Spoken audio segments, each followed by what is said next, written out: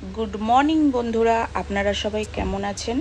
আমি তো ভালো আছি। আর সকাল সকাল করে নিয়ে সকালবেলা আসলাম তো বাজার। বাচ্চাদেরকে স্কুল দিতে গিয়েছি। সকালবেলা গিয়েছিলাম বাচ্চাদের স্কুল দিতে। সেইখানেই বিক্রি হচ্ছিল মেথি শাক আর ধনে পাতা। তাই 2 আঁটি মেথি শাক নিলাম আর এদিকে ধনে পাতা নিলাম। এখন তো বর্ষার দিনে ধনে পাতা খুব মানে একটু বেশি দাম দিয়ে বিক্রি হয়, কিন্তু এখানে দেখলাম 20 টাকা আঁটিতে অনেকটা পরিমাণে ধনে পাতা দিয়েছে। তাই 1 আঁটি ধনে পাতা নিয়ে আসলাম। আর মেথি শাক খেতে তো আমার খুব ভালো লাগে, তাই 2 আঁটি মেথি শাক নিয়ে আসলাম। গোড়াগুলো পরিষ্কার করে নিয়েছি।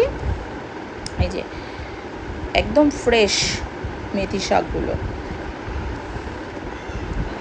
চলে আসলাম দুজনে মিলে মাছ কিনতে। এই যে এই 1 কিলো 600 ওজন হয়েছে এই মাছটা।